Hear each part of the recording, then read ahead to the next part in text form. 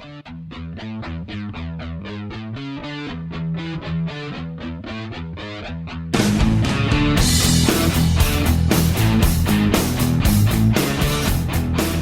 morning, good evening, wherever you are. I'm Aaron, and I'm here with Brian. Hello, everybody.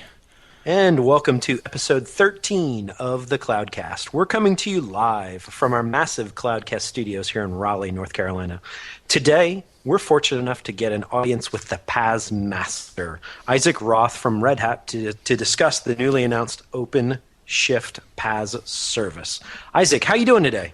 Good. Thanks for having me on here. Yeah, thanks for coming on. So the first question I have to ask is, how do you get to be the PaaS master?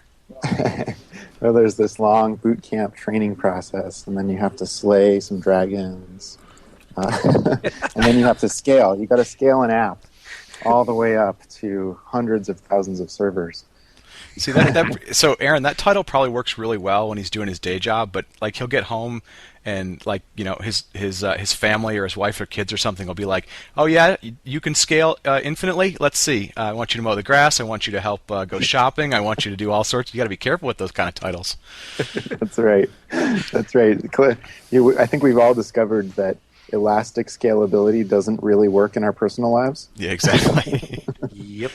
So we should give everybody a little bit of background of how we got Issac. So for folks that were listening a couple of weeks ago, we started getting in the deep end of platform as a service, and Aaron and I quickly realized that we had no floaties and we had no business being in the deep end of the PaaS platform. And kind of threw that out on Twitter, and the good folks from RedHat were like, "Well, we've got some folks who do know about this stuff. Let's get you guys connected." So thank you very much for coming on. Hopefully you don't mind us asking a bunch of newbie questions just to figure out what's going on in this space, because it's very hot. It's probably it's a good thing, and I think a lot of people are getting familiar with platform as a service. They don't necessarily, maybe they've heard of it, but they don't understand the details or what it can do for them. So I think it's apropos. The way I got here was Red Hat themselves didn't have too much knowledge. They had some platform as a service projects going on. Some people may be familiar with a thing called Steam Cannon, and then they had some projects in the open source Delta Cloud project, but they didn't really have much going, and so they bought a startup that I had founded called Makara, and so we sort of came in to Red Hat and also combined forces with a bunch of Red Hat people that are working on platform as a service stuff. So that's how the expertise ended up over here. Okay. And it announced at Red Hat Summit in May, correct?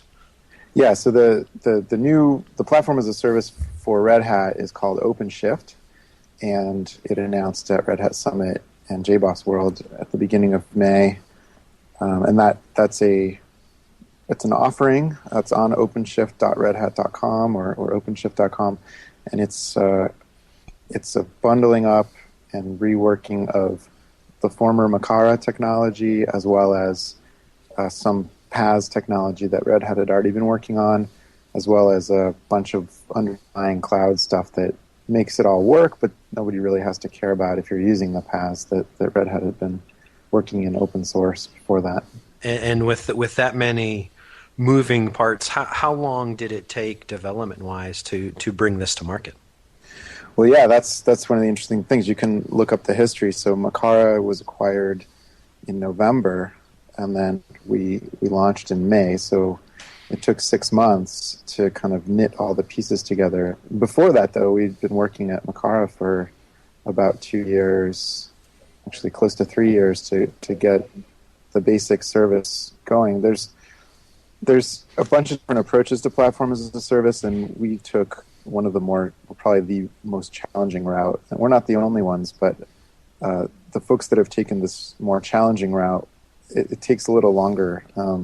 We hope that the benefits to the developers are worth it, but it's interesting because there are some really simple platforms as a service that can get going a little faster. They just don't have the breadth. So if you were to sort of give us the Cliff Notes version, what are the hard things that you guys solve versus what are some of the basic things that say, other platforms as a service give developers today? What are the trade-offs, or what makes OpenShift really attractive or simpler for developers today? Well, let me start with just an overview of platform as a service. There's the most simple idea, which is what many of them are, is that there's a service somewhere, and you can write code, and you can deploy that code, and you don't have to worry about running it. It just gets run for you. And that's actually not that much different than hosting. So if you go to a LAMP hoster, it's kind of the same idea. You can deploy code, and you can let the hoster run it for you. And the hoster has to worry about things like network connectivity and whether you get a DOS attack. Some do better than others. Some really won't protect you from any of that. They won't really do a firewall for you. They won't protect you. They were not going to do load balancing for you. Some will.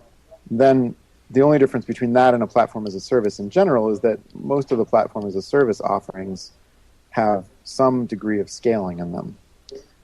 So a good example of this is a company called Media Temple has they're a hosting company, but they have this thing which is a little like a PaaS, which scales a little for you.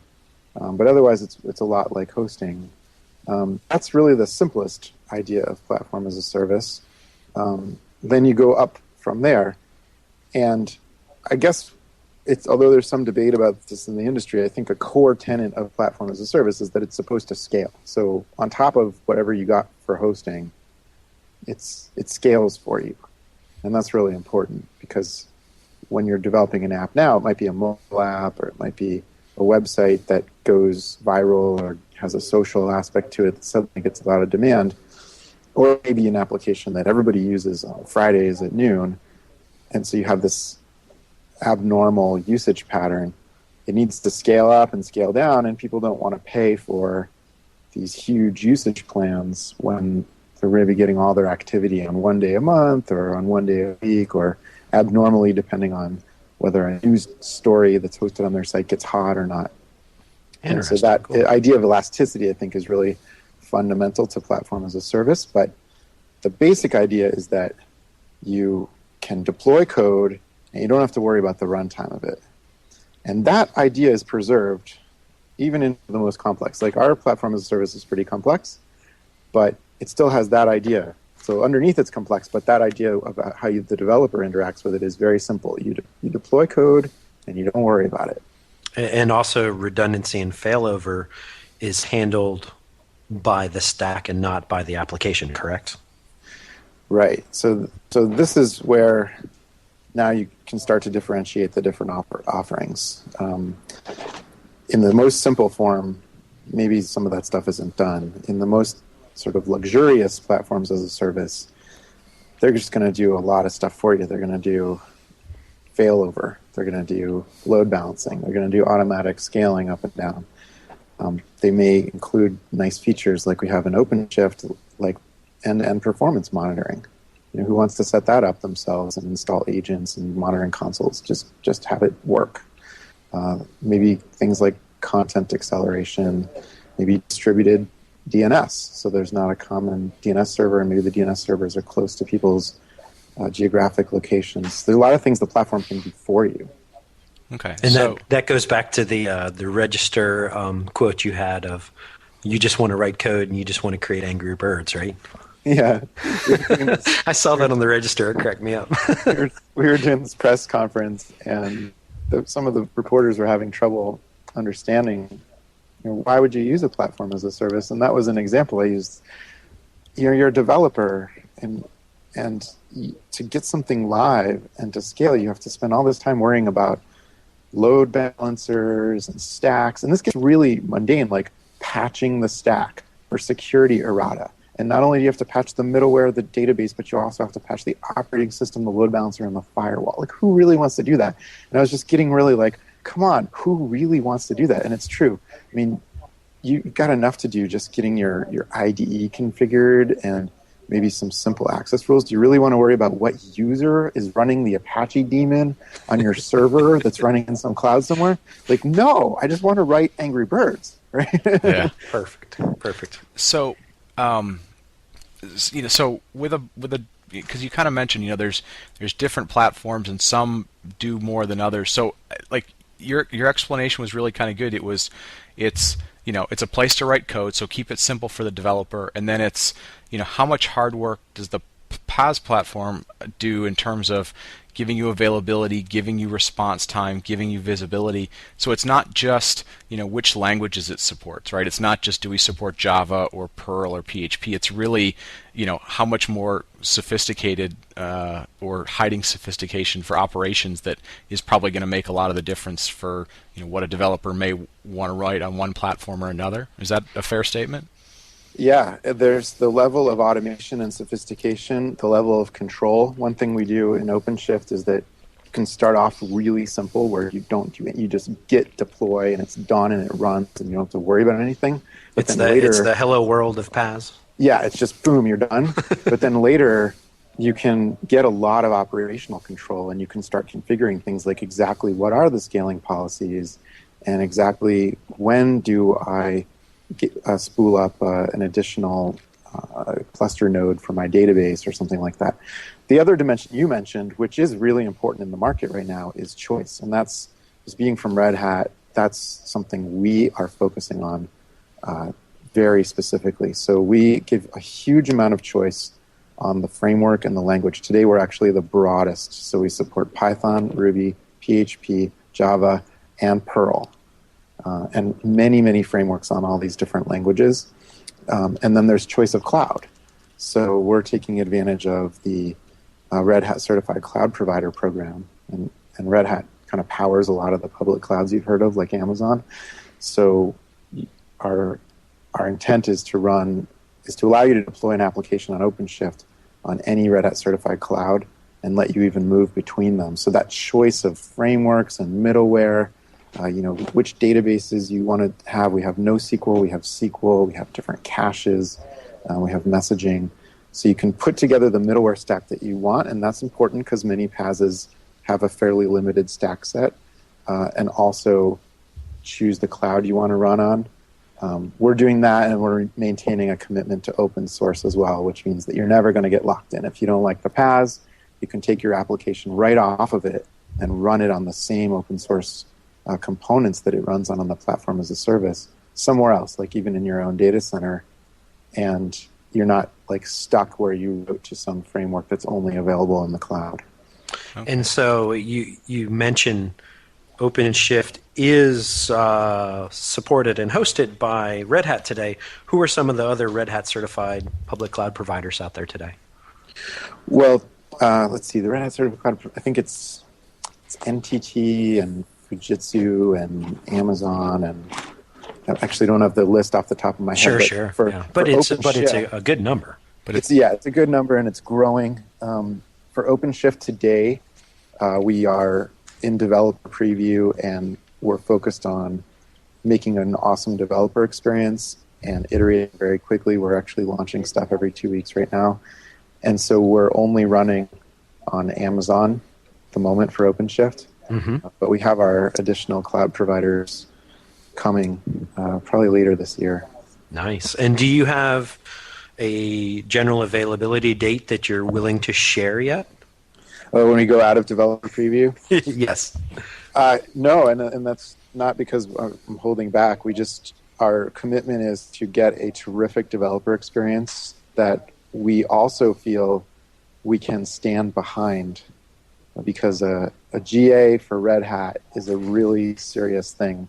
Sure. This is a company that has built its business on supporting open source software, and when we do support, we mean support. And almost everyone calls Red Hat when their servers have some problem, and so they're serious. And what's interesting about Red Hat is that we're the only vendor besides Microsoft that can support a full stack from the hypervisor through the cloud control layers into the middleware with JBoss and up into the framework with things like CDI and Seam. And so we're going to do support top to bottom, end to end, and be really committed about it. We not only have to maintain that, which means that internally, we're using certified pieces of code that we can stand behind, but also get a really excellent developer experience. And I invite people to come check it out because I would say right at the moment, certain things about our developer experience aren't yet where we want them to be. And so we're working on that before we say, okay, we're going to GA this. And do you have any plans? Oh, sorry, Brian. Do you have any plans to offer this as a private cloud as well as public cloud? Not at the moment. So okay. Right and then there's something I wasn't clear about when I was researching about this. Yeah, and people are sometimes confused. Right now, it's a hosted service only, and that allows us to iterate it really rapidly. We are also working in open source, so there's bits of it that are in various open source projects, like the Aeolus project, the Delta Cloud project. So you could actually kind of take the pieces and put them together, but we haven't created like a distro yet, where you could have all the pieces in one easy-to-use distro. And the reason for that is because we're iterating it really, really fast as a hosted service to kind of get it where we want it to be. And then we're going to move it into that distro world.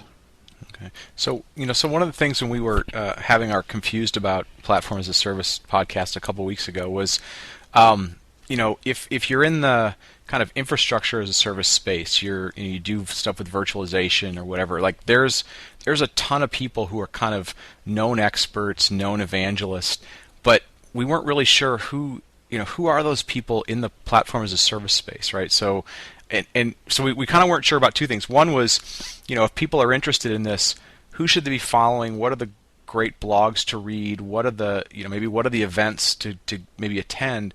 And then I guess the other side of it was, we really weren't even sure, is that how the developer community really works? Are those guys looking for people to be out in front blazing a trail, or are they more just, dude, I want to get code, I'm going to start figuring it out myself, and they're more of a figure it out in their own community? That's a really interesting question, because there are, I find that there's kind of a vacuum of industry thought leaders. You've got the folks that really have a lot of knowledge are in the vendors. Yeah. And we all know each other because we hang out at Cloud Camp together, and we do the PaaS tracks and stuff like that. We're always on panels, and we've all started 3-4 years ago.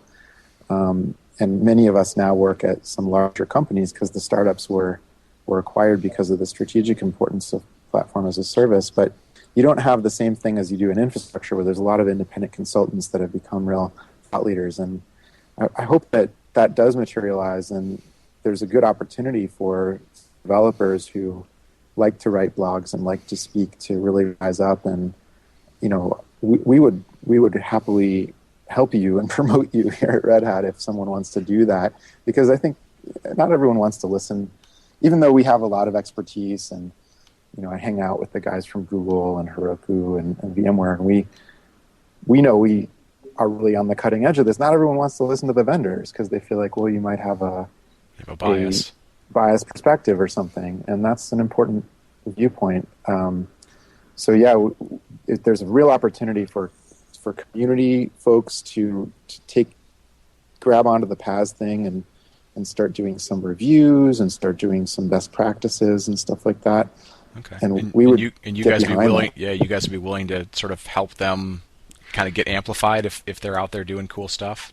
Of course. Red Hat's a super open community kind of company, and we put a lot of time and money behind things like that. But I also think it's just good for the industry. I'm pretty sure my friends at the other places would also get behind that, just because our challenge right now is not really competing with each other on who's got the best PaaS. It's that most developers haven't yet used a PaaS, and they don't necessarily understand the benefits of releasing all this and saying, I don't have to worry about the stack anymore.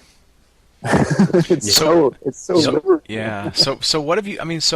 You've got a long history of doing a bunch of different stuff in various sections of IT and development, and so if you were a developer, what's the trigger point to go, this these new platforms as a service or OpenShift in particular, like this unlocks something for me, right? So is it you were frustrated at the speed of dealing with certain middleware, or what have you found? Is that those triggers that you go, this is way better, this is way easier, or this is way more powerful? Yeah, what makes the light bulbs go off? It's usually it's one of three things. So either there's a stack you want to use that whatever hosting or IT department you need to use doesn't support. So let's say you want to write on Perl. I know it's old school, but a lot of people write stuff on Perl. Or let's say you want to write on Ruby on Rails, and your IT department doesn't yet support Ruby on Rails. There's a reason to go out to a PaaS. The other is scalability. The elastic scalability is pretty amazing, and you can't really get that in your own data center. And even if you try to go out and say, well, I'm going to use a cloud so that I can have scalability, you're still stuck automating all that scalability yourself. You got to write the monitoring to know when you need to scale, then you have to write triggers to scale the app, then you have to write the app code so that you can actually cause the replication to happen. All that's built into the platform. Like in OpenShift, this is a pretty unique feature. There's a file system that's always there. It's a POSIX full file system. So if you write a file and then your app scales up due to the auto scaling, the file's still going to be there no matter where your code's trying to access it from. And that's something that you just didn't have to worry about. I mean, try setting up a distributed file system yourself in a cloud server situation. Like, who wants to do that? Yeah. There's just no fun. So then the third thing would be that you're doing something that's specifically public cloud, right? So many times people writing mobile apps, for example, know that those are going to be accessed from behind the firewall from outside the firewall, because most mobile devices live outside the firewall. And in that case, it's an opportunity to say, well, maybe instead of deploying this on my internal infrastructure, and then I'm worried about how do the mobile people actually access this, I can put this on a platform as a service and just poke through to get the piece of data I need from behind the firewall. So in our users right now, I've been talking to users, and those three factors, either wanting a stack that they don't have access to, wanting to have the elastic scalability, or wanting to do like a mobile app where it's primarily going to be used from outside the firewall, those tend to be the aha moments for like, oh, I should use a PaaS. Cool. So I'm going to ask you to, this is something we actually do with a lot of our guests. Get out your crystal ball for a second. Let's make some predictions here, right? And so it's something, year or two from now, we'll play it back and see what happens, right? But when do you see PaaS kind of hitting stride and really getting that widespread adoption and those light bulbs going off that we were referring to earlier? Is that something you think will happen in the near future? And what do you think the main catalyst is that will drive something like that? Well, I think it was one of the analyst firms that called 2011 the year of PaaS. And from an analyst perspective, that made sense because all the hype and all the launches and all the acquisitions seem to happen this year. But I think next year actually is going to be the year of huge adoption. We're already seeing a ton of developer activity. I was hanging out with Derek from VMware. We were both like, wow, we're shocked at how many people are signing up for services. And we're both like actually struggling a little bit, to keep up on the operational side, which is delicious. It's wonderful, and we love the challenge of that, and we're rising to it. But the people that are working on the PaaS right now, they're just getting something started, right? They're developing. And usually it takes a while to develop a nice application. It may be 3 months, it may be 2 months, maybe 6 months if it's really complicated or it's something you're not doing full time. So if you think about starting, this month, that's kind of the end of the year that you might be really ramping up the load on your application. So I think next year is when we're going to see a lot of actual production activity on these PaaSes, whereas this year we're seeing a lot of development activity. So that's so that's a very kind of refreshing prediction because, like you said, there's a lot of buzz, and so the analysts want to call everything the year of. And Aaron and I have been through a bunch of, for example, like year of virtual desktop, which has been going on now for 3 or 4 years. And the one cool, the thing to me, I think that jumps out, and again, not living in that world all the time, it seems like things like ROI or budgets aren't a huge burden to you guys because you can leverage public services that are pay-as-you-go. It's all OpEx. It's not CapEx. And like you said, you can sort of scale up and down.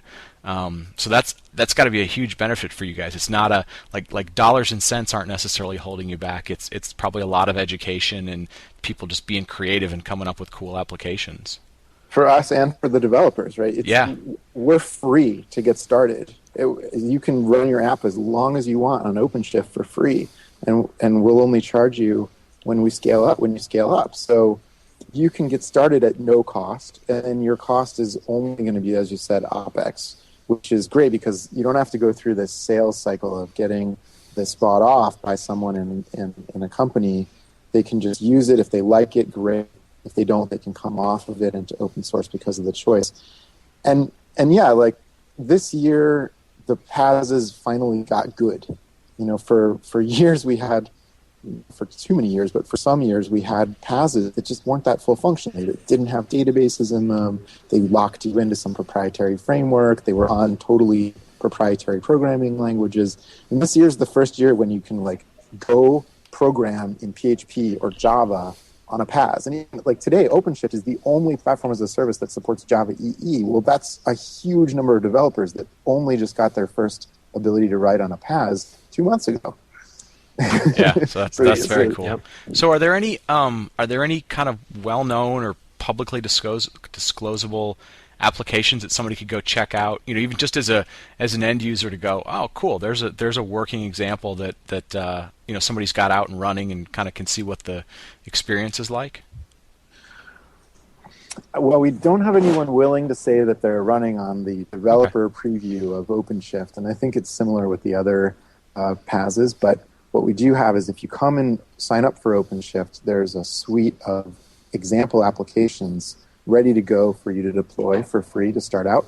So if you want to try something and play, and you're not like going to develop your own app, you just want to play with somebody else's app, they're there for you to kind of mess with. Oh, that's cool. And what's the website? And it's OpenShift.com. There you go. See, I had to get you to pimp your stuff a little bit. Yeah, and I just wanted to also add, too, I'll put this in the show notes. There's a bunch of very good YouTube videos put out by the Red Hat Videos channel that feature you giving demonstrations of the OpenShift platform, and very educational for me and very nicely done. And we have a lot of those. how-tos on there as well. So there's videos that'll take you through exactly how to get started and some guides that'll show you how to get going if you're not sure what you really want to do and you just want to play around. There's some guides. Oh, cool. Awesome. So this has been Aaron. I don't know about you, but I feel like I know a lot more at this point. Like I actually can connect the dots a little bit. Yep. Isaac, this has been really helpful. You kept it simple, but you explained kind of the things, the real important things for people to know. So thank you so much for doing this for us. It's been really good. It's been my pleasure as well. Keep it going and get more PaaS people on the show. All right. So Aaron, you want to take us home? Absolutely. Actually, make sure we know where people can find Isaac's stuff. Yes, absolutely. Let's start with that. Isaac, where can people find more information about you, Twitter, blogs, Red Hat website? Tell us a little more. Yeah, great. So our Twitter is OpenShift, so it's at OpenShift. You can follow me at IJ Roth. And if you go to OpenShift.com, our blog and forums are on there under the communities section. So people can stay in touch. And we do have that YouTube channel that you mentioned as well, which is under OpenShift. Awesome. And we're OpenShift on Twitter and on Facebook. Cool. Great. Aaron, you want to take us home? Yes, we are out of time for this week. You can follow us on Twitter at TheCloudcastNet or reach us at thecloudcast.net, where you'll find links to the show and show notes. You can leave us a comment or send us an email and details on how to stream us on Stitcher. Thanks for listening. Thanks, everybody, and thanks, Isaac.